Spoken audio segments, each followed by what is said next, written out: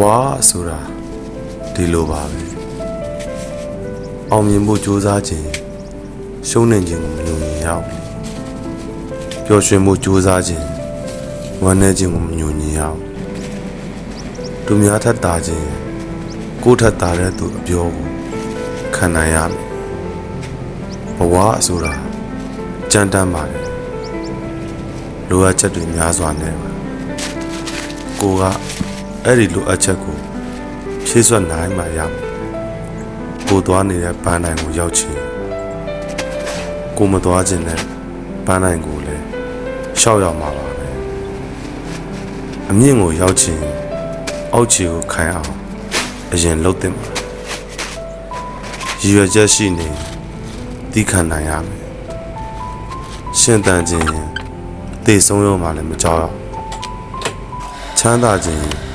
ဆင်းရဲတဲ့တန်ခံနိုင်ရမှာပေါ့အရာရာတိုင်းကိုပိုင်ဆိုင်ခြင်း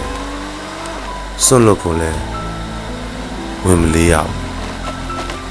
ဘူးဂုဏ်တစ်ခုအတွက်နဲ့လဲကိုယ့်ဘဝကိုမရင်းလိုက်ပါနဲ့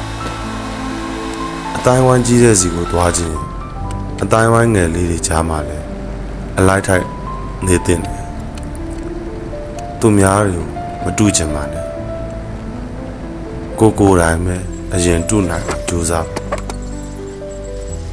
ကံကောင်းတာကိုမစောင့်ပါနဲ့ကံမကောင်းတာတွေကိုအရင်ဖြေရှင်းပါဒီလိုပါပဲဘဝဆိုတာရုန်းကန်ခြင်းပါပဲကိုယ်တယောက်တည်းကြုံတွေ့နေရတာမှမဟုတ်တာလူတိုင်းအလိုလိုပါဒါနဲ့ပဲဖြည့်သိမ့်ဖို့ဘဝအတွေ့အကြုံများလာလေလေရင်းချက်မှုစီကိုရောက်လာလေလေပဲ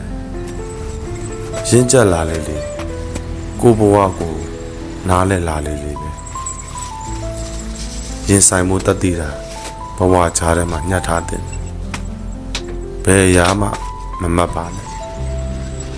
ရနေတဲ့ဘဝလေးလဲကျင့်တတ်ပါဘဝဆိုတာ